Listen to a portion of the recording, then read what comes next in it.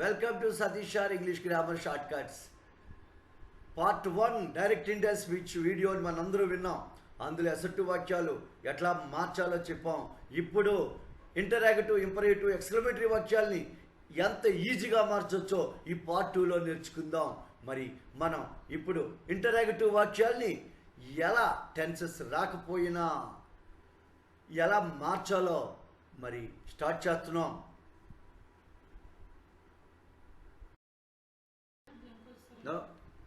Now interrogative sentence అనగా ప్రశ్నావాక్యాలు. మనందరంతో ముందే చెప్పుకున్నాం. ప్రశ్నలు రెండు రకాలు. ఒకటి హెల్పీ వెర్బ్తో స్టార్ట్ అయ్యే ఎస్ఆర్ నో టైప్ క్వశ్చన్లు, రెండు WH వర్డ్తో స్టార్ట్ అయ్యే WH క్వశ్చన్స్. అయితే ఈ రెండు రకాల క్వశ్చన్ని మనం ఇండైరెక్ట్ స్పీచ్లోకి మార్చినప్పుడు ఏ రూల్స్ చేయాలో ఇక్కడ 3 రూల్స్ ఇచ్చున్నాను. రూల్ 1, సెట్ అనే వెర్బ్ ఆస్క్డ్గా మారుతుంది. ఇంకా ఎస్ఆర్ నో టైప్ క్వశ్చన్స్ని అయితే ఇఫ్ లేదా వెదర్తో కలపాలి. WH క్వశ్చన్స్ని అయితే అదే WH వర్డ్తో కలపాలి. ఇంకా మూడో రూల్ చూడండి, సబ్జెక్ట్ ప్లస్ వెర్బ్ ఆర్డర్లో రాయాలి. సబ్జెక్ట్ ప్లస్ వెర్బ్ ఆర్డర్ని మనం మెయింటైన్ చేయాలి. అంటే మన కంజక్షన్కి పెడుతున్నాం కదా, ఇఫ్ ఆర్ వెదర్ కానీ WH వర్డ్ కానీ, కంజక్షన్ తర్వాత ముందు సబ్జెక్ట్ వచ్చినట్టుగా తర్వాత వెర్బ్ వచ్చినట్టుగా మార్చి రాయాలి. ఓకేనండి, రైట్. ఓకే, ఇప్పుడు ఇంటరాక్టివ్ సెంటెన్స్ని ఎలా మార్చాలో ఎగ్జాంపుల్తో చూద్దాం. Hari said to Rishi, comma are you coming to Hyderabad tomorrow question mark. అంటే ఈ కొటేషన్స్లో ఉన్నది క్వశ్చన్ మార్కు. హెల్పింగ్ వెర్బ్ ఆర్తో స్టార్ట్ అయింది. ఇప్పుడు దీన్ని ఇండియన్ స్పీచ్లో మార్చినప్పుడు ముందు చెప్పిన 3 రూల్స్ని ఎలా చూడండి. సెడ్ టు ఇక్కడ రెడ్ కలర్లో ఉంది. ఆస్క్డ్ అంటే సెడ్ టు ఆస్క్డ్ అయింది. ఏదైనా రెండో క్వశ్చన్ కూడా చూడండి, సెడ్ టు ఆస్క్డ్ అయింది. ఓకేనా. తర్వాత ఇది మనకు హెల్పింగ్ వెర్బ్తో స్టార్ట్ అయింది కాబట్టి yes or no type question. If or వెదర్తో కలపాలి. నీకు చూడండి, కంజక్షన్ ఇఫ్తో కలిపాం, వెదర్ అయినా పర్లేదు, అయిపోయింది. తరువాత are you coming to Hyderabad tomorrow. Are you అంటే are helping verb, you subject. కానీ మనం కంజక్షన్ తర్వాత సబ్జెక్ట్ ముందు రాయాలి, అంటే యూ ముందుకు రాయాలి. యూ అంటే ఎవరు ఇక్కడ? రిషి. ఎప్పుడైనా యూ అనే పదం ఉంటే రెండో వ్యక్తి, అంటే రిపోర్టింగ్ పార్ట్లో రెండో వ్యక్తి, ఫస్ట్ వ్యక్తి హరి, రెండో వ్యక్తి రిషి కాబట్టి షీ అవుతుంది అక్కడ. అందుకే ఆర్ యూ అంటే షీ వాజ్ అవుతుంది అనమాట. She was coming to Hyderabad. But tomorrow ఉంది కదా, ద నెక్స్ట్ డే అవుతుంది. అంటే టుమారో అనే పదం ద నెక్స్ట్ డేగా మారింది. ఆర్ యూ అనేది హెల్పింగ్ వెర్బ్, సబ్జెక్ట్ ఉంది కాబట్టి, యూ అంటే రిషి కాబట్టి షీ వాజ్గా మార్చాము. టుమారో ద నెక్స్ట్ డేగా మార్చాము. మళ్ళా రెండో ఎగ్జాంపుల్ చూద్దాం. She said to me have you finished homework. ఇక్కడ షీ ఆస్క్డ్ మీ, మళ్ళీ సెడ్ టు అనేది ఆస్క్డ్గా మారింది. ఇఫ్ ఆర్ వెదర్, ఇందాక ఇఫ్ రాసా, ఇప్పుడు వెదర్ రాసా, ఏది రాసినా పర్లేదు. ఇక్కడ హ్యావ్ యూ ఉంది చూసారా, హ్యావ్ హెల్పింగ్ వెర్బ్ యూ.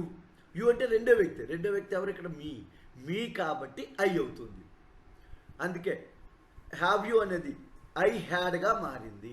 చూడండి, అక్కడ రెడ్డింగ్ హ్యావ్ యూ ఐ హ్యాడ్ అయింది. యూ ముందుకు వచ్చింది, హ్యాడ్ వెనక్కి వెళ్ళింది. ఫినిష్డ్ యువర్ హోంవర్క్ ఉంది ఇక్కడ, అందువల్ల దాన్ని మనం మై హోంవర్క్గా మార్చాలి. ఓకే, ఇప్పుడు చూడండి WH క్వశ్చన్స్ ఈ రెండును. Ravi said to her when will you take new laptop. ఇక్కడ WH క్వశ్చన్ కాబట్టి కంజక్షన్ ఏంటంటే సెడ్ టు ఆస్క్డ్ అయింది.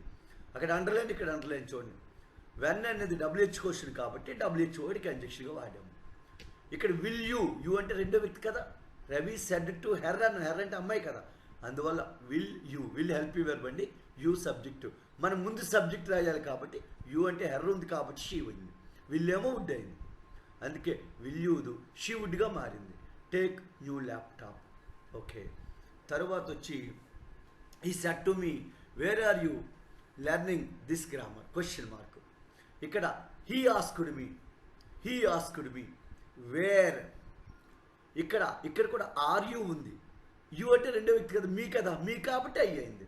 అందుకే ఆర్ ఏమో యామీజ్ ఆర్ వజ్ వర్ అవుద్దని టేబుల్ చెప్పింది. అందుకే I was learning this grammar ఏమో దట్ గ్రామర్ అవుతుంది. ఆర్ యు అనేది ఐ వాజ్ అయింది, గమనించండి. ఓకేనండి. మరికొన్ని ఎగ్జాంపుల్ చూద్దాం. Ravi said to me do you play cricket. ఇక్కడ Raju said to me do you play cricket. Said to asked అయింది.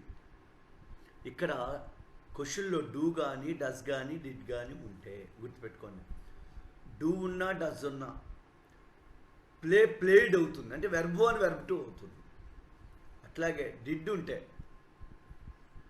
హ్యాడ్ ప్లస్ V3 అవుతుంది. ఇది మనం ఇక్కడ గమనించవలసింది. ఏదైనా క్వశ్చన్లో డూ కానీ డస్ కానీ ఉంటే వెర్బ్ 1 వెర్బ్ 2 అవుతుంది. డిడ్ ఉన్నట్లయితే వెర్బ్ 1 హ్యాడ్ ప్లస్ V3 అవుతుంది. ఇప్పుడు మొదటి సెంటెన్స్లో చూడండి.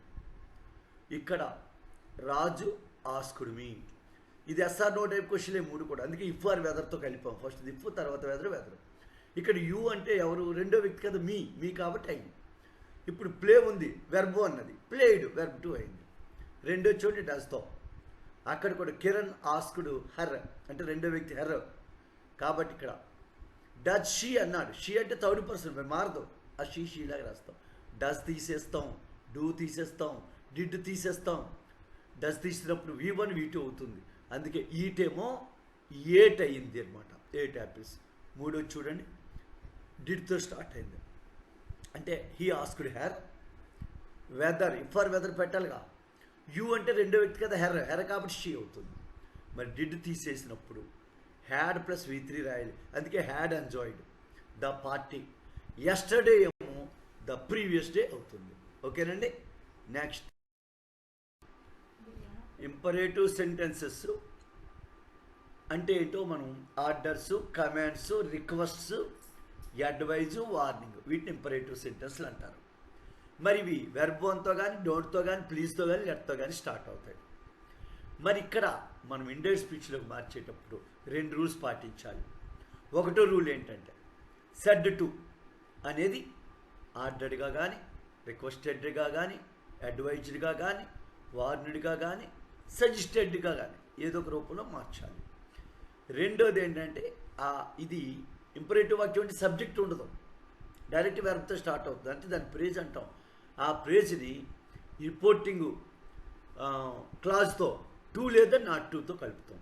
అంటే పాజిటివ్ వాక్యం అయితే టుతో కలుపుతాం, నెగిటివ్ వాక్యం అయితే నాట్ టుతో కలుపుతాం. ఇప్పుడు కొన్ని ఉదాహరణలు చూద్దామండి. He said to me please help me. ఏదైనా సెంటెన్స్ ప్లీజ్తో కానీ డోంట్తో కానీ వెర్బ్ 1తో కానీ స్టార్ట్ అయితే ఇంపరేటివ్ వాక్యం, కాబట్టి ఇది ఇంపరేటివ్ వాక్యం. ఇంపరేటివ్ వాక్యం కాబట్టి ప్లీజ్ ఉంటే రిక్వెస్టెడ్ అని వెర్బ్ పెట్టాలి. అందుకే సెడ్ టు రిక్వెస్టెడ్ అయింది. తర్వాత ఏమో ఎప్పుడైతే రిక్వెస్టెడ్ పెట్టాం ప్లీజ్ తీసేస్తాం, టుతో కలిపేస్తాం. To help. ఇక్కడ మీ ఉంది, అయ్యున్నా, మీ ఉన్నా, మై ఉన్నా, మొదటి వ్యక్తి చేంజ్ చేయాలి. అంటే హీ ఉన్నాడు కాబట్టి, అంటే ఫస్ట్ పర్సన్ ఐ కానీ, మై కానీ, మీ కానీ ఉంటే ఫస్ట్ హీని బట్టి మార్చాలి. అందుకే హిమ్ అయింది అనమాట, ఆబ్జెక్ట్ కాబట్టి. ఇంకా రిషి అని అమ్మాయి సెడ్ టు హరి, హరితో అంది డోంట్ టీచ్ మీ, నన్ను ఏడిపించొద్దు అని. అంటే ఇక్కడ రిషిని ఏడిపించొద్దు అని అర్థం. అందుకే రిషి సెడ్ టు ఏమైంది, ఆర్డర్డ్, హరి అయింది అనమాట. ఆర్ వార్నెడ్ రాసినా రైటే. ఇక్కడ డోంట్ అనేది నాట్ టుగా మారుతుంది. టీజ్ మీ అంటే అక్కడ రిషి అమ్మాయి అనుకుంటున్నాం కాబట్టి హెర్ రాస్తాం. ఒకవేళ అబ్బాయి అయితే హిమ్ రాస్తాం మీ ప్లేస్లో. ఇంకా Manju said to him, Manju చెప్పింది అతనితో డోంట్ వేస్ట్ యువర్ టైం. అంటే ఇక్కడ మంజు అతనికి అడ్వైజ్ ఇచ్చింది అనమాట. అందుకే సెడ్ టు అడ్వైజ్డ్ అయింది. అందుకనే డోంట్ వచ్చినప్పుడు నాట్ టు రాస్తాం. వేస్ట్ యువర్ టైం అన్నారు కదా, ఇక్కడ ఎవరంటే ఎవరు, రెండో వ్యక్తి కదా, హిజ్ టైం అనమాట. ఓకేనండి. నెక్స్ట్ ఎగ్జాంపుల్ చూద్దాం. ఇక్కడ చూడండి మరికొన్ని example. She said to me call the police. ఇక్కడ సెడ్ టు ఆర్డర్డ్, అంటే ఆర్డర్డ్ లేదా ఆస్క్ రాసిన తప్పలేదండి. మరి ఇది కాల్ వెర్బ్ 1తో స్టార్ట్ అయింది కదా, టూ పెట్టి కలిపేస్తాం. వెర్బ్ 1తో స్టార్ట్ అయితే టూ పెట్టి కలిపేస్తాం. తర్వాత Uma said to me open the gate. ఇక్కడ said to asked or ordered మీ ఇష్టం, టూ పెట్టి కలిపేయాలి. To open the gate. Teacher said to the students work hard from the beginning. ఇక్కడ చూడండి, టీచర్ అడ్వైజ్డ్ ద స్టూడెంట్స్. ఇక్కడ ఇది కూడా వెర్బ్ 1తో స్టార్ట్, అంటే వెర్బ్ 1తో స్టార్ట్ అయితే టూతో కలపాలండి. డోంట్తో స్టార్ట్ అయితే నాట్ టుతో కలపాలండి. ప్లీజ్తో స్టార్ట్ అయితే రిక్వెస్టెడ్ అని వెర్బ్ పెట్టి ఆ ప్లీజ్ తీసి టుతో కలపాలండి. ఓకే, ఇవి ఇంపరేటివ్ అండి. నెక్స్ట్ ఎక్స్క్లమేటరీ సెంటెన్స్ గురించి నేర్చుకుందాం. ఎక్స్క్లమేటరీ సెంటెన్స్ అంటే ఏంటి? అసలు హ్యూమన్ బీయింగ్స్ యొక్క స్ట్రాంగ్ ఫీలింగ్స్ని లేదా ఎమోషన్స్ను తెలిపే వాక్యాల్ని ఎక్స్క్లమేటరీ సెంటెన్స్లు అంటారు. ఈ ఎక్స్క్లమేటరీ సెంటెన్స్ ఉన్న లక్షణాలు ఏంటంటే, ఒకటి, ఇవి ఎక్స్క్లమేషన్ మార్క్తో ఎండ్ అవుతాయి. ఇక చూడండి, ఆశ్చర్యార్థకం. అండ్ రెండోది ఏంటంటే ఇంటర్జెక్షన్స్ ఉంటాయి. అంటే హో, వాటే, హౌ, అలాస్, ఇవన్నీ ఇంటర్జెక్షన్స్ అవి ఉంటాయి అన్నమాట. ఇలాంటి వాక్యాలు కొటేషన్స్లో ఇస్తే మనం ఇండియన్ స్పీచ్లోకి ఎలా మార్చాలి? సెట్ ఉండొచ్చు, సెట్ ఉండొచ్చు అండి. ఇక్కడ వండర్డ్ కానీ ఎక్స్క్లెయిమ్డ్ కానీ రాయాలి రిపోర్టింగ్ వెర్బ్గా. ఇంకా రెండోది ఏంటంటే ఇంటర్జెక్షన్స్ తీసేయాలి. అంటే హో, అలాస్, హుర్రే, వాటే, హౌవే ఇలాంటి ఇంటర్జెక్షన్ తీసేసి యాడ్ వెర్బ్ని కలవాలన్నమాట. అంటే యాడ్ వెర్బ్ అంటే ఎల్వైతో ఉండేవి వర్డ్స్ని కలపాలి. అంటే ఇప్పుడు ఉదాహరణకు ఎమోషన్ కదా, అది సంతోషంగా ఉంటే హ్యాపీలీ అని కానీ విత్ హ్యాపీ అని చెప్పి కానీ, లేదు బాధతో ఉంటే సాడ్లీ లేదు విత్ సాడ్, కోపంతో ఉంటే యాంగ్రీలీ, ఇట్లాగా మనం యాడ్ వెర్బు లేదు విత్ ప్లస్ యాడ్జెక్టివ్తో రాయాలండి. మరి కంజంక్షన్ ఏమో దట్ యూజ్ చేయాలి. ఇవి ఎక్స్క్లమేటరీ వాక్యాల యొక్క రూల్స్. మరి వీటిని ఉదాహరణతో చూద్దామండి. ఇప్పుడు చూడండి, he said how beautiful she is. ఇక్కడ ఆశ్చర్యార్థకు ఉంది, అంటే ఎక్స్క్లమేషన్ మార్క్ ఉంది. హౌ అనేది చూడండి, మీకు అక్కడ బోల్డ్ లెటర్లో చూపించాం, అది ఇంటర్జెక్షన్. అంటే ఇక్కడ ఈ ఎక్స్క్లమేషన్ మార్క్ తీయాలి, హౌ తీయాలి. అందుకే సెడ్ వండర్డ్ అవుతుంది. చూడండి, రెండో ఎగ్జాంపుల్లో షీ సెడ్ ఎక్స్క్లెయిమ్డ్ అవుతుంది. మూడో ఎగ్జాంపుల్లో he said to me he exclaimed. అంటే వండర్డ్ అయినా ఎక్స్క్లెయిమ్డ్ అయినా రాయాలి. ఇంకా రెండోది, ఇక్కడ ఇచ్చిన్లో హౌ బ్యూటిఫుల్ షీ ఈజ్ అంటే అమ్మాయిని చూడగానే ఎంత అందంగా ఉందని సంతోషంతో చెప్పాడు. అందుకే యాడ్ వెర్బ్ ఏమో హ్యాపీలీ అని పదమే యాడ్ చేస్తాం. అంటే అందులో ఫీలింగ్ రాయాలి. రెండో ఎగ్జాంపుల్ చూడండి, alas my child is dead, ఇక్కడ బాధ ఉంది అందుకే సాడ్లీ రాస్తాం. మూడో దాంట్లో చూడు, what a stupid you are, కోపాన్ని చూపిస్తున్నాడు అందుకే యాంగ్రీలీ రాస్తాం. అంటే ఇక్కడ ఈ బోల్డ్ లెటర్లో హ్యాపీలీ, సాడ్లీ, ఇవే యాడ్ వెర్బ్స్ అనమాట చేర్చాం. తర్వాత దట్ అనే కంజంక్షన్ పెడతాం. అయితే కంజంక్షన్ పెట్టాకమ్మా సబ్జెక్ట్ ముందు రాయాలి. అందుకే షీ ఈజ్ ఉంది కదా, షీ వాజ్ అవుతుంది. అలాగే షీ అని థర్డ్ పర్సనే, ఈజ్ వాజ్ అవుతుంది. ఎందుకంటే రిపోర్టింగ్ వెర్బ్ పాస్ట్ టెన్స్లో ఉంది కాబట్టి ఇది కూడా పాస్ట్ టెన్స్లోకి మారుతుంది. ఇక్కడ హౌ బ్యూటిఫుల్ అంటే చాలా బ్యూటిఫుల్ అర్థం, అందుకే వెరీ బ్యూటిఫుల్ అని రాస్తాం. రెండోది చూడండి, సెడ్ దట్ అంటే ఇక్కడ కూడా సాడ్లీ దట్. ఇక్కడ మై చైల్డ్ అంటే అమ్మాయి చెప్పింది కాబట్టి హెర్ చైల్డ్, ఈజ్ ఏమో వాజ్. సో ఇక్కడ లాస్ట్ అని ఇచ్చాడు కాబట్టి మనం ఇక్కడ లాస్ట్ అనే రాయాలి. మూడో చూడండి, he said to me what a stupid you are, he exclaimed me లేదా హీ స్కోల్డెడ్ మీ యాంగ్రీలీ అలా కూడా రాయొచ్చు. అప్పుడు వాట్ అనేది ఇంటర్జెక్షన్, అలాస్ అనేది ఇంటర్జెక్షన్, హౌ అనేది అవి తీసేస్తాం. అందుకే యూఆర్ అనేది ఐ వాజ్ అవుతుంది, ఆ స్టూపిడ్ వెనక్కి వస్తుంది. ఓకేనండి, ఇంటర్జెక్షన్స్ ఎలా రాస్తున్నామో చూడండి. చూడండి, Raghu said how tall this building is. Raghu అంటే ఇక్కడ ఆ బిల్డింగ్ చూసి చాలా ఆశ్చర్యపోయాడు కాబట్టి రఘు ఎక్స్క్లైమ్డ్ హ్యాపీలీ. దట్ అని కంజంక్షన్ పెడతాం. ఇక్కడ దిస్ బిల్డింగ్ ఉంది కదండి, దట్ బిల్డింగ్ అవుతుంది అనమాట. అయితే దట్ బిల్డింగ్ అని రాసే బదులు ద బిల్డింగ్ అని రాసేద్దాం. అంటే దిస్ దాగా కూడా మనం మార్చుకోవచ్చు అండి. ఈజ్ ఏమో వాజ్ అవుతుంది. అక్కడ టాల్ అన్నాడు కాబట్టి వెరీ టాల్ అని రాసాము. తర్వాత the boy said అలాస్ I failed in the exams అంటే ఇక్కడ బాధపడ్డాడు. ద బాయ్ ఎక్స్క్లెయిమ్డ్ విత్ సారో, ఇక్కడ బాధపడ్డాడు కాబట్టి విత్ సారో లేదా సారో ఫుల్లీ రాయించు.